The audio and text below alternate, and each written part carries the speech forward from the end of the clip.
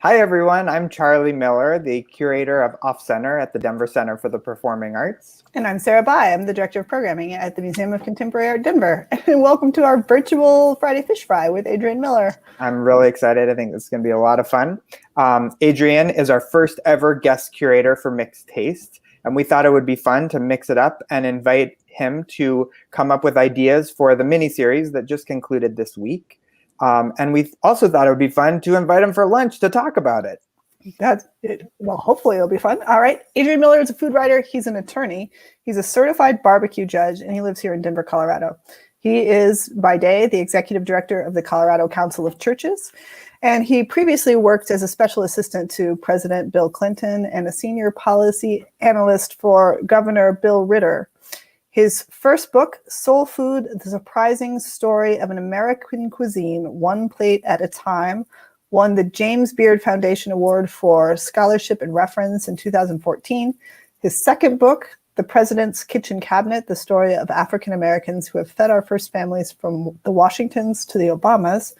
And then his third book, which is called Black Smoke, African Americans and the United States of Barbecue, will be published this April. Please welcome Adrian Miller. Woohoo! Hey, Adrian. Hey, what's up, y'all? Welcome to the Fish Fry. Welcome to the Fish Fry. What you eating, Adrian?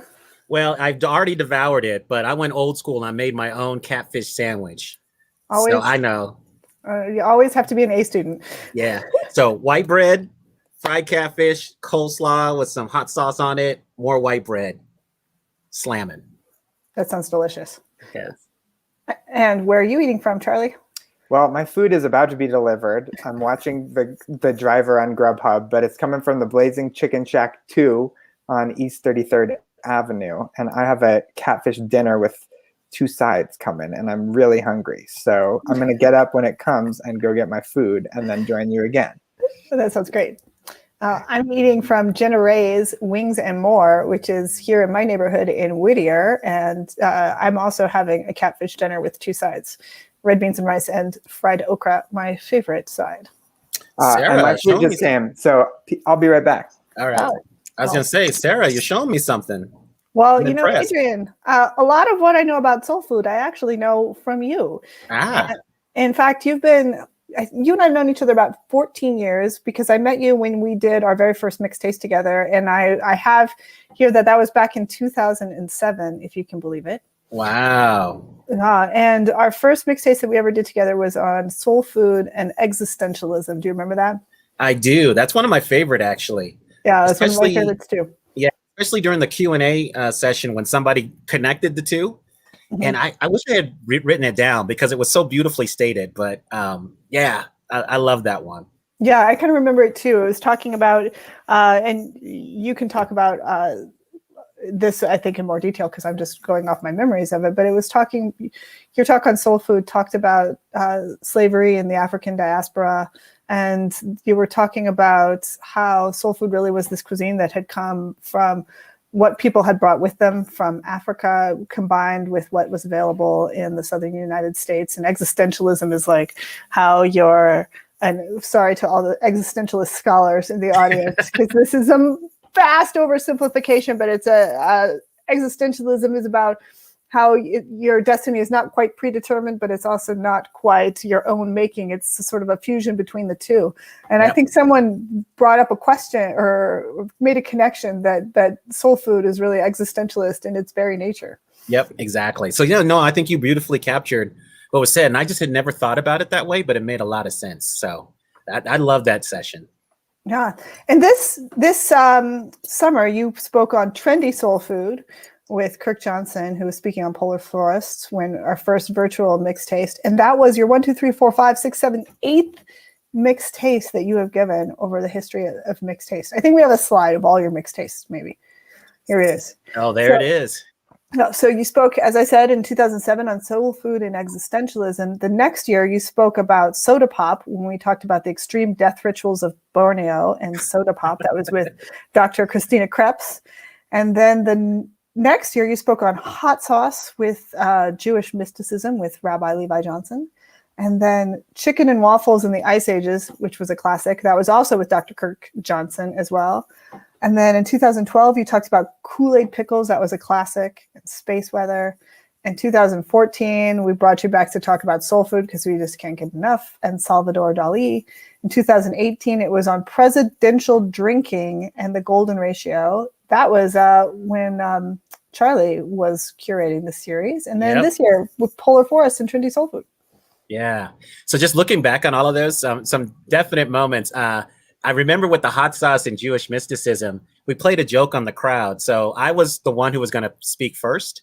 So I spoke with the rabbi and I said, okay, I want you to walk up there and act like you're about to speak. So he goes to the podium and opens his mouth, but doesn't say anything. And the crowd just loved it.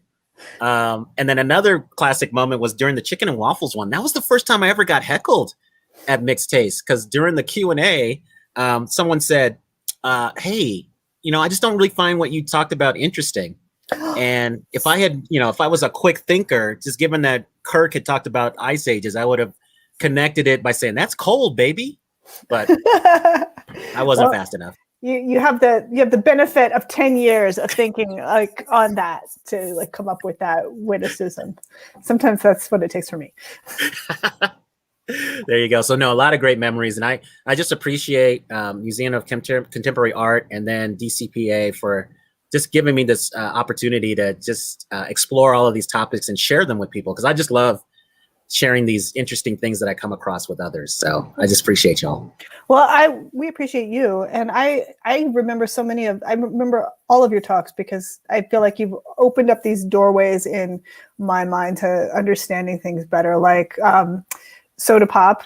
You can talk a little bit about a soda pop, but you and I, just the other day, I was drinking a blue Gatorade. We were on a video call and you were heckling me for drinking blue drink instead of red drink. You want to talk about like soda pop?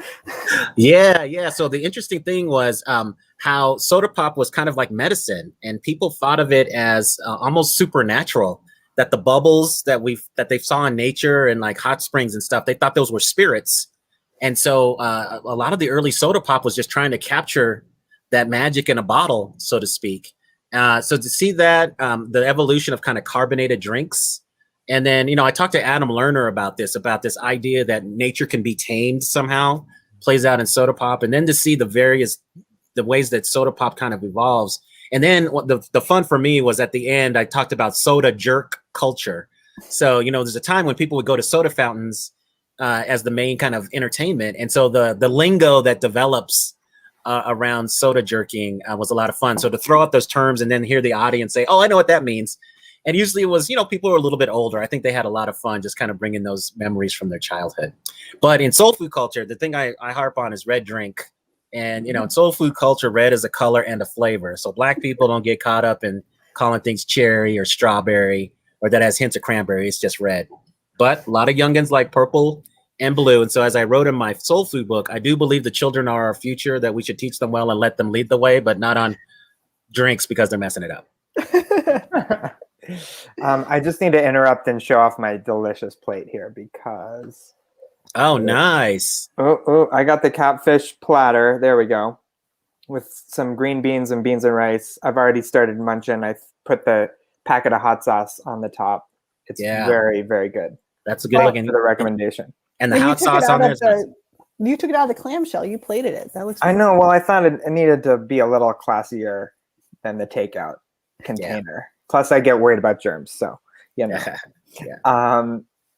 awesome. And Adrian, your presidential drinking lecture was based on the research you had been doing for your book, which I read fairly recently, and I really enjoyed understanding and learning about the history of many different chefs and cooks and the difference between the two who worked in the White House through history. Yeah. That presidential drinking was fun because that's the longest running, I would say, cat and mouse game in presidential history, because our presidents want to get their drink on, but they don't want the public to know that they're drinking. So usually they're always denying it, and then evidence surfaces, and then they try to, narrow it. They're like, oh, I just have wine every once. And then it's like, oh no, you got cocktails too. So, it's just funny the lengths that some presidents have gone to hide their drinking. So that was a lot of fun. I also just read Obama's memoir, and he talks a decent amount about drinking in that. So I was thinking about, your research, and we've got Obama. We know what Obama likes to drink: beer and martinis. Yes. And so, and it's interesting because beer definitely shows that you have a common touch. Because when we have presidents who are wine aficionados, we get a little suspicious. It's like, it's a little too fancy. I think they love France too much. So beer has often been used to show the common touch. And savvy presidents realize this. Yep. And we're getting great comments in this comment section. So thank you all for weighing in, and thank you for joining us too. Yeah, and if you have questions as we go, feel free to type them in the chat, and we'll try to call them up as we go. I see we have Aliris and Ted, two of our speakers from the series, are here, and we've got some of our regular faces who attended all of them this season. I see KM and NW. I see Jason and Kit. So it's nice to see you all, and welcome to the Fish Fry. And Judy, it's nice to see you. She remembers going to Soul Food and Kool-Aid Pickles way back in the day at Belmar. She is an old school mixed taste aficionado. So shout out to Judy in the chat. Love it. Oh. So Adrian, before we start talking about this series, I'm curious just to hear a little bit about what you're working on, what you're interested in these days, and you know, what recommendations you have for us as people who admire your interests and tastes, literally and figuratively. Yeah, thanks. So my next book is Black Smoke, African Americans and the United States of Barbecue. So it's really a celebration of African American barbecue culture and a restoration, because lately African Americans have been kind of pushed to the sidelines when it comes to barbecue storytelling.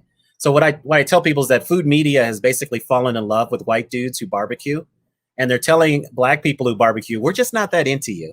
So it's really just to talk about the history and show how barbecue is Native American in origin, but in time enslaved African Americans, and then African Americans as free people become the standard bearers for barbecue excellence over 2 centuries. And so, and I share stories, and one story I love in particular is about a guy named Columbus B. Hill, who comes from West Tennessee to Colorado in the 1870s. And then he's doing barbecues on the regular for 5,000 people, 10,000 people. So when the cornerstone for our state capitol was laid in 1894 or 1891, he actually does a barbecue, 1890, I'm sorry. He does a barbecue for 25,000 people in Lincoln Park. And there's drawings of it and all that kind of stuff. And then 30,000 people show up for a barbecue he did for the Denver Stock Show in 1898. So I talk about characters like him and share recipes and stuff. So it's a lot of fun. The other thing I'm working on is I'm trying to figure out how to bring my talents and interest in food into to bear in the current moment. So I'm thinking about developing like a dining guide for difficult conversations. And so how you could have like how you could basically have a dinner party, and you can use food as a way to bring people together and maybe, you know, lower the tensions and get to the point where you start to relate to each other and start talking about difficult topics. So working on something like that. So those are the 2 things right now. So the barbecue book comes out in late April. So I'm really excited for that one. I love the dining guide for difficult conversations. That's fantastic. Yeah. And you can have a catering service that accompanies it. Yeah. Yeah. There's all kinds of possibilities. Yeah. That's great. Love that. Yeah. So, so that's kind of what's going on now. And I'm still getting a lot of interest in my other 2 books, Soul Food and The President's Kitchen Cabinet. So Black History Month, I did 26 events in 28 days. Yeah, so I'm a little tired, but you know, the virtual world makes that possible, because I've always been busy during February going around the country doing events, but now I was doing 3 to 4 events a day because of the virtual format. So, but it's cool because I get a chance to share these stories. And there's such great stories in President's Kitchen Cabinet. I really enjoyed learning about so many of those different people and their intersection with history and presidential history, especially. Yep. So should we start talking about the series? Are we ready?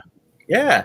So I had a theme, which I'm not going to give away. And actually in the comments section, we would love to have your thoughts on what the theme was. And I noticed someone asked the question, hey, do you just put random stuff together, or do you actually think of a theme?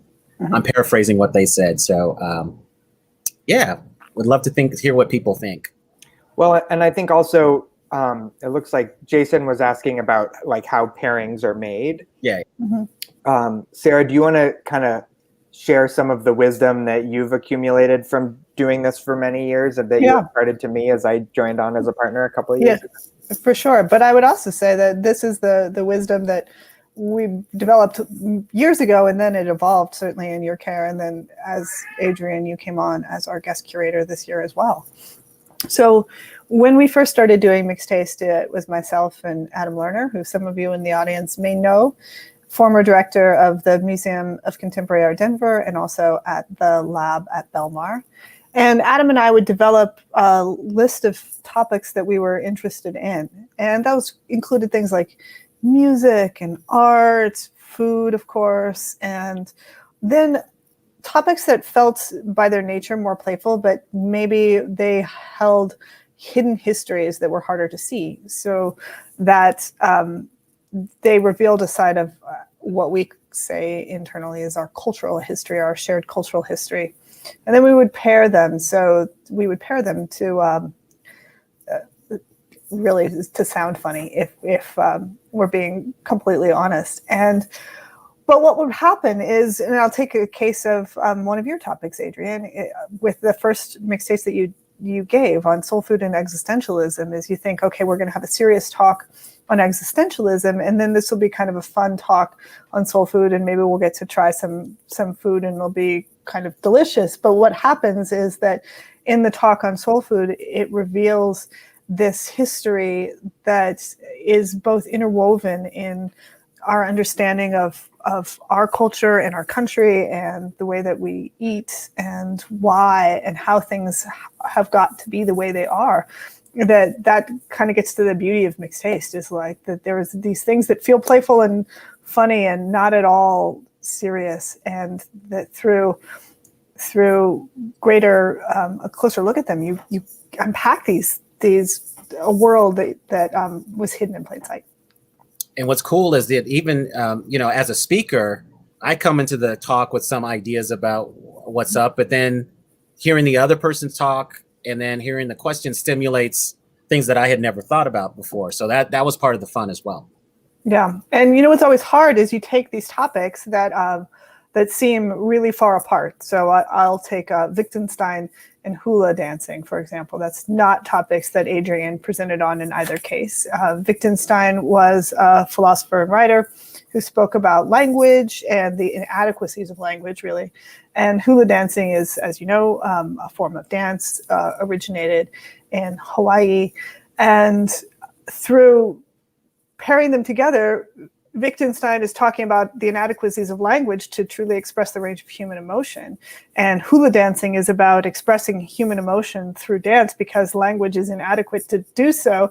And you realize that this pairing that at first seemed so far apart and couldn't possibly be connected is actually basically the same thing. And like, we maybe should have not paired them together because there's too many connections. Right. And didn't we feel that way this year with cattle breeding and the 100-year spaceship or starship? Yeah, well, and also I felt that way a little bit with the monoliths and colonial cartography. Like they ended up going in a fairly similar place, and sometimes we don't really bring the speakers together until the night of, but we do a little pre-conversation with each of them to understand what they're planning and kind of help shape their talk, knowing our audience and kind of how the format works. And so sometimes I will leave those conversations being like, oh, I worry that there are two obvious connections.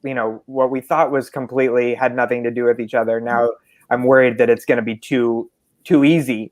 But what's also interesting about those pairings is that it ends up often going in a completely different direction. And, people immediately kind of move past the obvious connection, if there is one, and then find deeper meaning or find interesting, cow puns or whatever the case may be. So it's always surprising to see where it's going to go.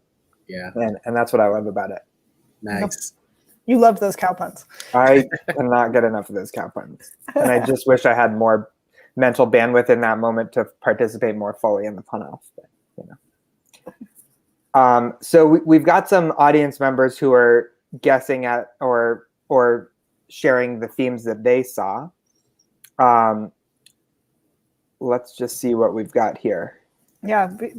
Aliris thought that there was a future focus and a past focus, which is interesting because we had. Do we want to bring up the topics again just to remember them? Thanks, Cheyenne. We had machine theology and empanadas, monoliths and colonial cartography, 100-year starship, and cattle breeding. Mm-hmm. I love that. That's what Aliris saw in that. That's such a nice way of framing that. Not what we had in mind, but I love it. Yeah. Go ahead, Sarah. Oh no, I was saying that in past years we've never really thought about a through line. We've always wanted to think about a through line, but the coming up with the actual through line has been something that we weren't able to do or didn't closely pursue. But Adrian, when you took this series on, that was something that really interested you as our guest curator. Yeah, should I reveal it now or should I hold on to it? Let's see if there are any other connections that people found, just to keep the suspense running a little bit longer. Okay. Here's Jean Ann, who thought about philosophical nourishment or food for mindfulness. I don't know if that's a theme throughout. I think we could find that theme throughout, or if that's a suggestion for a future topic. Could be both. No. There's a lot to unpack in there. I think you could go either way. Yeah. Yep. Oh, here was another one. Sarah Macrander says the role of food in the future of humanity. Interesting. All right, Adrian, now I think you can tell us. All right. The theme or the through line is discovery.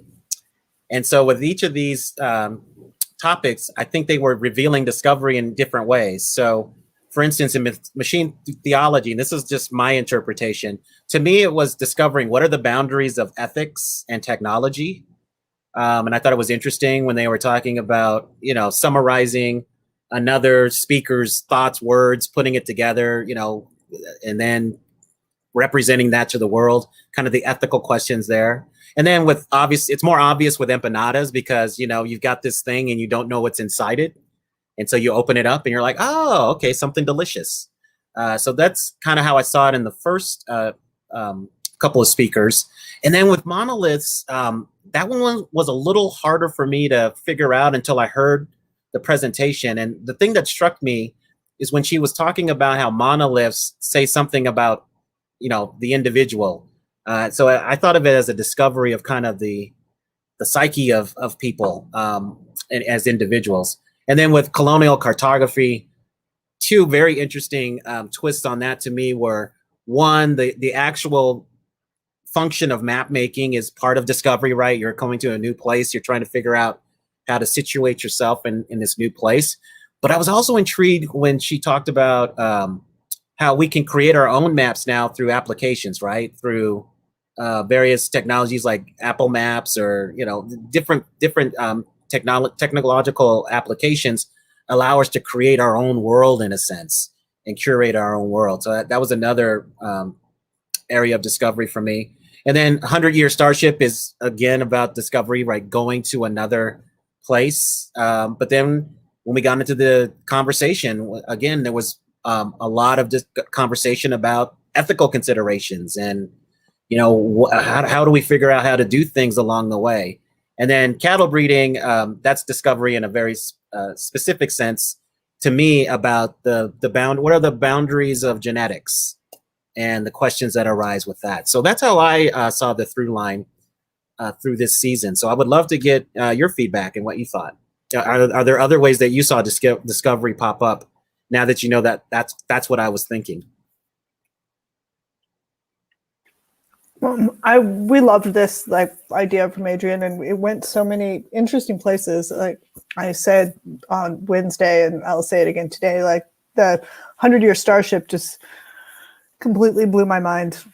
I haven't been able to stop thinking about it since I heard Aliris's presentation on Wednesday. I told her after the show that it was giving me something to lay awake at night and think about besides just my taxes.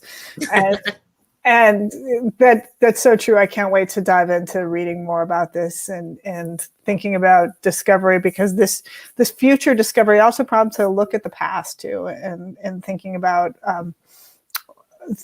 all of human history and then the future of humanity as well. And it's such a thought-provoking topic.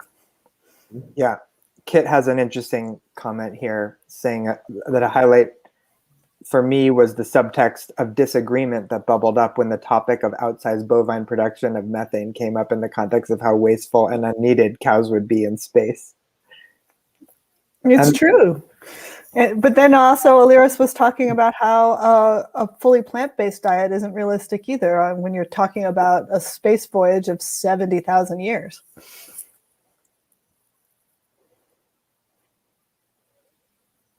Yeah. So yeah, and in this, just the way that the people interacted with the topic, and it was just fun to watch the feed as people were presenting and to see, some of the zany stuff, but also just some of the really thought-provoking things that people were, as they interacted with the subject. I just think it's cool. I tell people I'm a curious guy with an appetite. So I just love this, finding out new things, delving into the topic and then sharing it with other people. I just love that. Yeah, it's great. I was looking back through the comments. Someone, and just a few things that have been coming up as well. Kit Baker, and I can't click on it because I lost my administrator access. It's complicated. But Kit Baker asks, what place does indigenous food sovereignty hold in your research in particular, and national? Oh, thank you, Charlie. And the national food culture in general. Oh yeah, that's great. So. One thing that I didn't expect when I was delving into barbecue was I did not really realize how essential Native American kind of ways they smoked meat to preserve it and cook it was foundational to barbecue. Because when you hear about barbecue history, the usual story is Europeans go to the Caribbean, they encounter something called barbecue, and then they bring it to mainland North America, and then they add European animals, and then barbecue develops. But that just never made sense, because the way that meat was being cooked and preserved in the Caribbean wasn't like the way barbecue develops in the American South. So I wanted to just find out how much I could get in terms of that early history. And, it's challenging because when we're talking about indigenous societies, they are usually oral traditions. And so things aren't written down. And so a lot of times, for better or for worse, I had to rely on the accounts of Europeans of what indigenous people were doing. So my conclusion is that barbecue is Native American in origin, and then it gets fused with European grilling techniques and West African kind of seasoning and other things to become what we call barbecue today. And so I didn't delve deeply into the sovereignty issues, but I wanted to make sure that my readers knew the Native American imprint on barbecue is strong, and we owe a debt to those people who were cooking this way, and then how that knowledge got imparted to others eventually. And the other thing that was interesting is that the way that Native Americans cooked, which was originally what was called barbecue, gets written out of the barbecue story by the mid 1800s. So the way that barbecue gets bended to the way that Europeans and African Americans were doing it, that becomes true barbecue. And what the indigenous people were doing for thousands of years, all of a sudden, that's just not real barbecue. So it was just fascinating. Interesting. Here's another question from Katie about your presidential research. What's happening in Biden's kitchen? Katie, I haven't seen you in a minute. So thanks for being here and asking that question. I don't. I thought I was going to have some scoop about that because a good friend of mine thought that he would be tapped to be the White House chef, but there has not been a transition. So the current White House chef, Christetta Comerford, has been there since the second term of George W. Bush.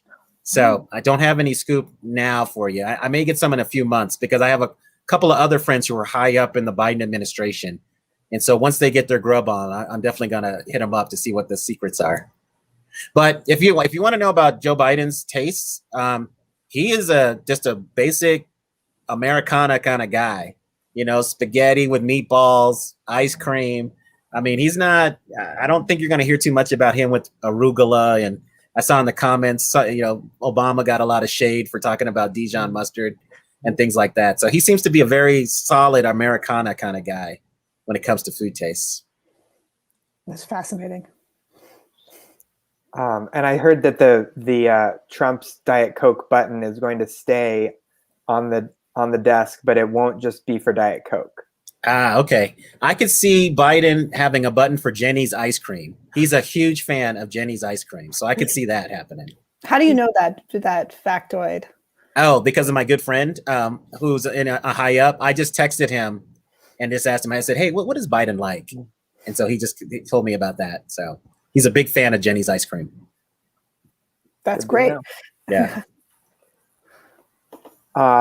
Jesse has this question. How much artistic license do White House chefs have when feeding presidents? Actually, quite a bit. So the way it works is when a first family comes to the White House kitchen staff actually does a lot of reconnaissance to see what the family likes.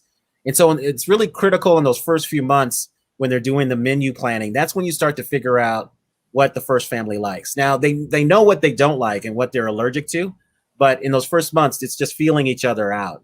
And then hopefully it clicks, because sometimes, the White House chef is probably the one that has to be most nervous in the White House kitchen, because they're the ones that usually get fired if the first family's not feeling them. The assistant chefs and others, they usually stay from administration.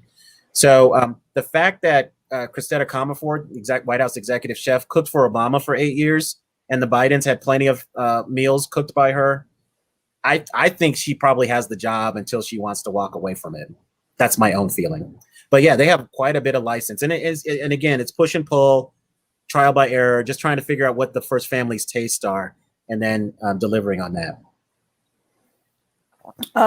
There's a question here from Jesse that I'm curious about, and going back, this is to something you said earlier about when you were talking about your new projects, Adrian, which was curating difficult conversations. So Jesse Rainey asks, what are your top criteria for a restaurant when you are having a difficult conversation?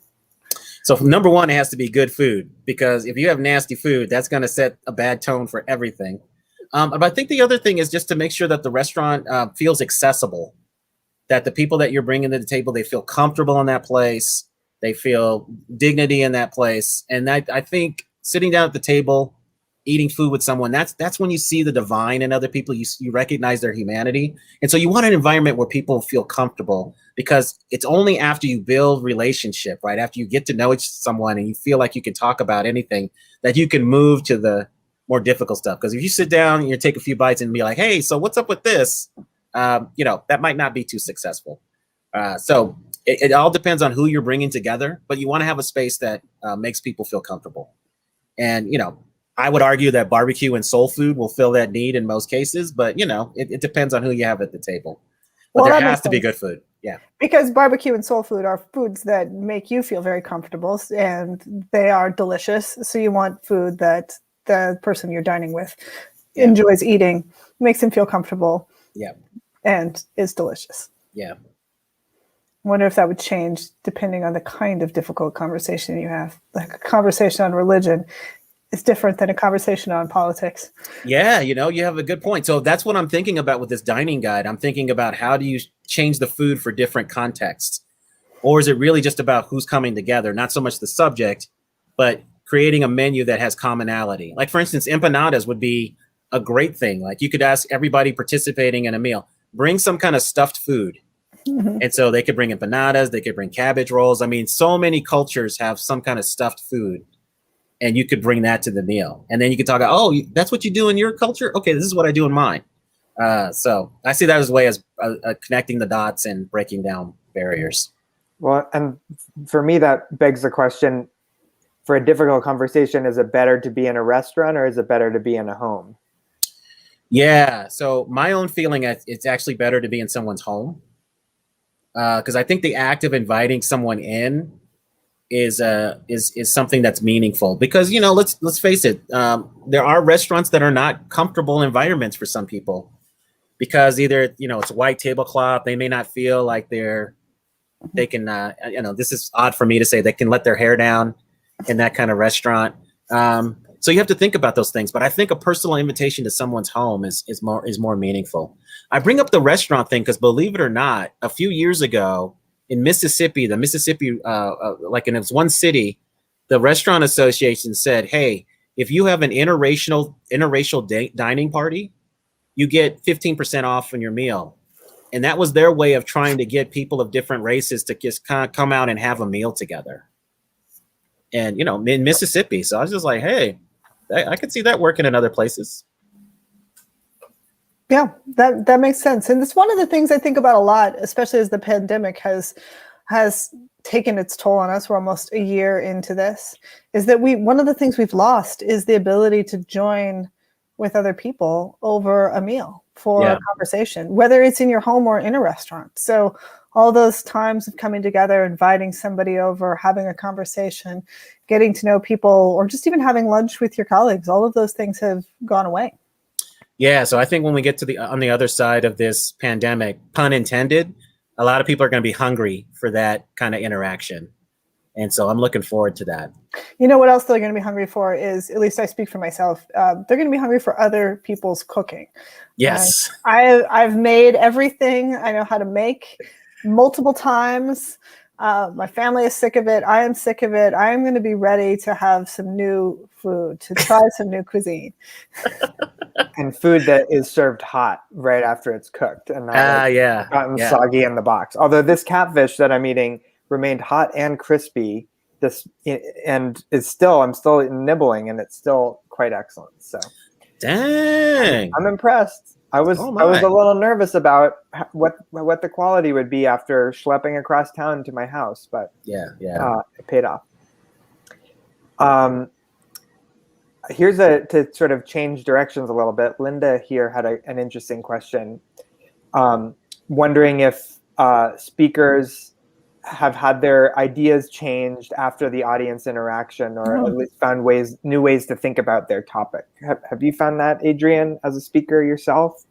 Oh yeah, absolutely. So I go back to that first lecture on soul food and existentialism. Mm-hmm. I think at the surface level, I had been thinking about those things, but I thought that might be too heavy for an audience to kind of delve into the kind of collective biography and the group psychology maybe of a cuisine and what it means. So now, certainly in my talks, actually, it'd be interesting to kind of look at that lecture and see the way I talk about it now. But now I delve more deeply into like, well, you know, what were these people feeling at this time, and how did they connect with food at this time? So I know that I probably didn't do this in 2007, but because of that talk about existentialism, I actually try to give a feeling for what a day in the life of an enslaved person in whatever context I'm focused on was like. And I think that heightens the existential feeling of this, because I think it connects people to the idea that, oh man, you know, because you hear that slavery is bad, but we usually don't get details and an understanding of how individuals, you know, face that situation. So it definitely changed the way that I present. Yeah, that's a great question. Great question. Aliris wants to know if you have plans for guest preparation on the White House menu. From your fingers to God's ears, I wish I'd get invited to the White House to do something like that. So, you know, let's just say I'm doing some backroom diplomacy, trying to figure out if there's a way that a brother can connect with the White House. But yeah, I would love to do something like that. And so, you know, we'll just have to see. Understandably, the White House is often shy about connecting with particular authors, especially if they have books to sell and all this kind of stuff. But I'm hoping that my connections can help me in that manner. Well, everybody's always got books to sell. I think that they can rule that out and just invite you. Yeah. I mean, they hook some people up, right? So why not me? Yeah. What are you working on right now, Adrian? So it's really that dining guide. And then the other thing, there are two other books that I'm thinking about, but they seem kind of niche. So I don't know if there's going to be a large audience for them, but I really would love to write a history of African Americans in early Colorado, because we've had some next level people here that did amazing things. And I don't think that history is generally known. And then I would love to do a history of African American street vendors, because they were the food trucks basically of the 1700s and the 1800s. And dig this, I have their street cry lyrics, and I also have the music. So somebody who can read music and sing, which is not me. Well, I can sing a little bit, but anyway, somebody who can do those things, we can replicate the street cries that people heard in New Orleans, Savannah, Philadelphia, New York, Harlem, all of these places in the 1800s. That's fascinating. Who documented that? Yeah. How did that piece of music come to be? So believe it or not, newspapers would actually print the music in their columns. So they would have the bars, the notes, and everything. They would just actually put that in the article. I think that's one of the things that may have been lost as recorded music rose to fame, is like people can't look at a piece of sheet music and just call to mind the tune in the way that you might have been able to when it was printed in the newspaper. Yep. And then there have been some ethnographers who have actually taken the time to write down the full sheet music of everything. So so the street vendors were actually part of a collection of folk music.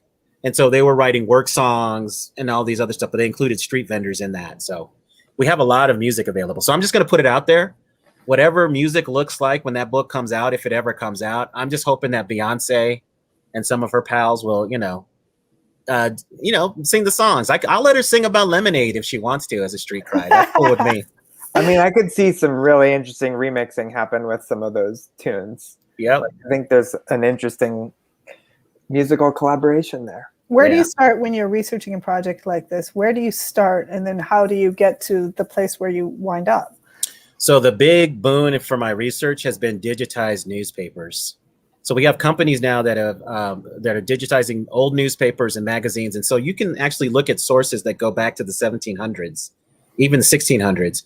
And so as long as you figure out how that topic was discussed in that time, gold mine. Because newspapers, and we've lost this kind of today because the newspaper industry has been hit so hard, but newspapers were the ones that chronicled daily life in a community.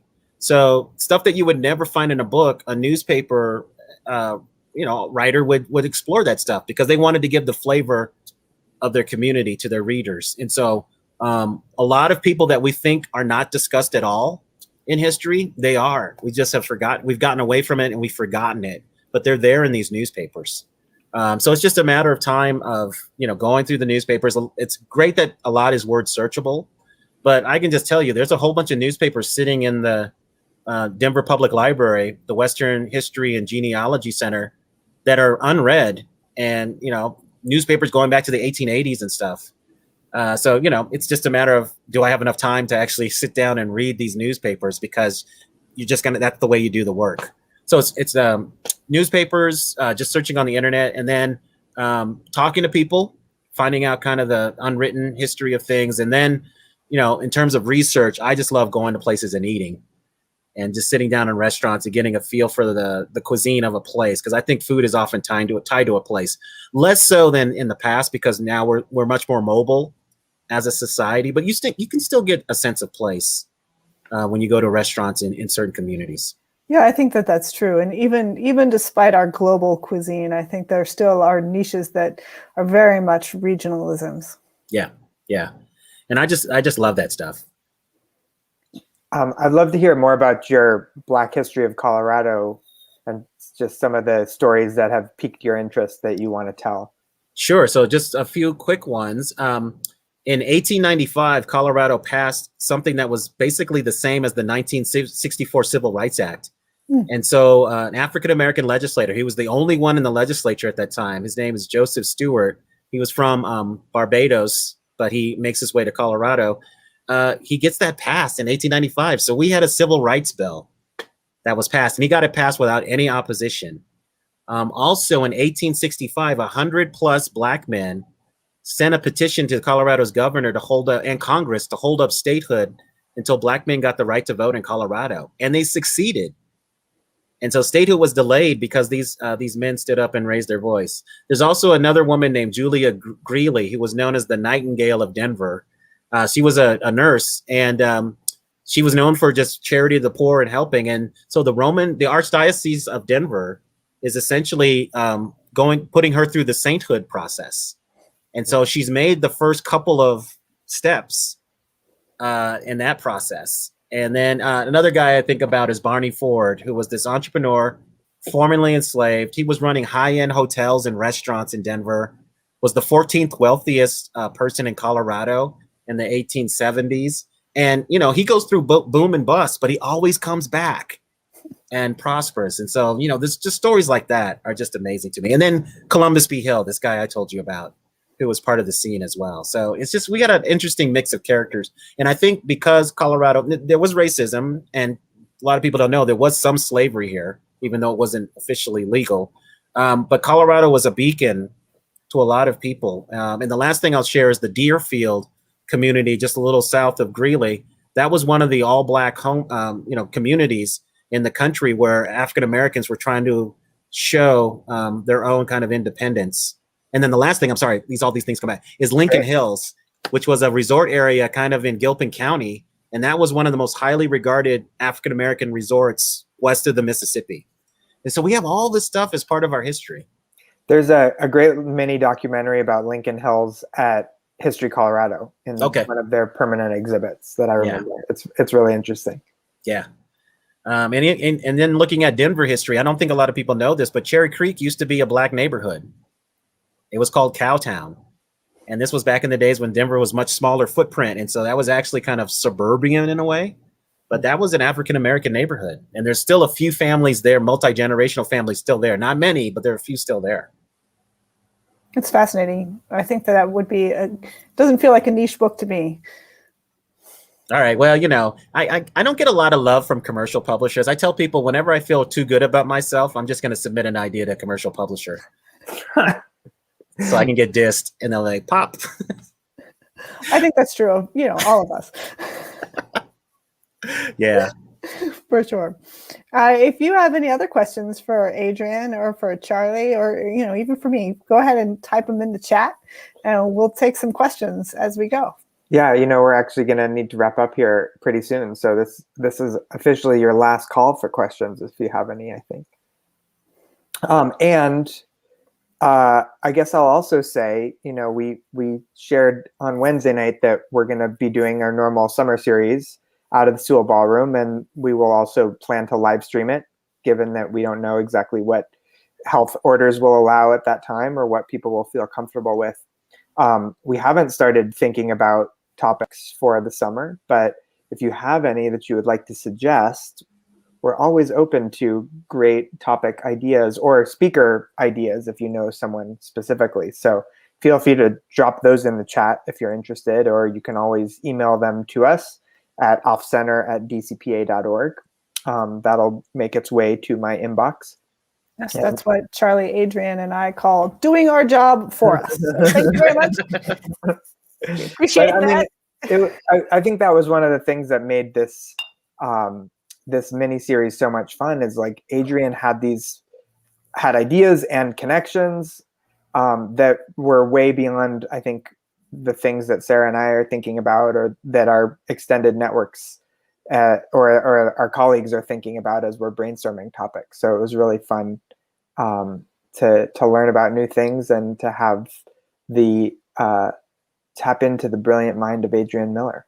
Yeah, people always ask where do ideas come from, and the truth is they come from the things that we see or hear or read. So podcasts we're listening to, articles or media that we've read, things we've seen on TV.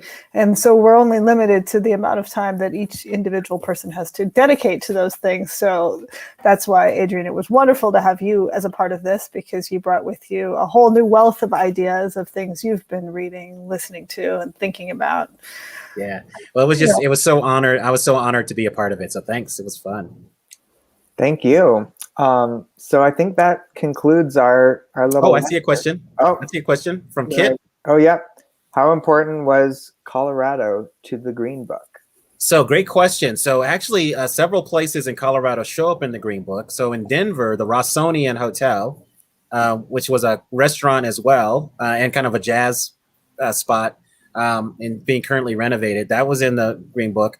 But in Pueblo, there was a place called the Coronado Motel, and that is still in existence and has now been put on the at least the state historical register, but I think they're trying to get national recognition for it as well. So several spots in Colorado were listed in the Green Book. So Colorado was important, especially as one of the Western states. It's one of the few Western states too, because it's pretty much Colorado, and then you just see New Mexico, Arizona, and California, because people were pretty much taking the southern route to get to the West Coast, where there was a lot less racism than they were facing in other places. And that makes sense because I-70 wasn't built all the way, so Right. ended at the tunnel. Yep. Awesome. Well, Adrian, always a pleasure. Thank you for dropping some knowledge and sharing your thoughts with us today and your food recommendations. And so most of you should have received an email with the link to today. In fact, you all did. And that also contained Adrian's favorite soul food spots in town. So check those out. Some deliver, some you pick up, all delicious. And I will point out too, just as a shout out to local restaurants, a lot of local restaurants have a preferred way of delivery on their individual websites. So for example, Genera's, where I got my meal from today, you can order from Grubhub. I think you can order from a couple other delivery services, the ones that come on your phone. But when I ordered today, a man on a bicycle delivered. I'd ordered directly off their website, and I asked if he was working for Genera's or if he was working for Grubhub, and he said he wasn't working for Grubhub, and he was working with a delivery service that partners with local restaurants, so local restaurants get more money in their pockets, which is a big thing. So all of us are getting delivery all the time now, and Grubhub takes a huge bite out of their profits. So check on local websites or local restaurants' websites, and they'll have how they prefer to get their food delivered. Excellent. All right. Well, thank you, Adrian. Thank you, Sarah. Another great mixed tastes series in the books. And we'll see you all hopefully this summer. All right. Thank you.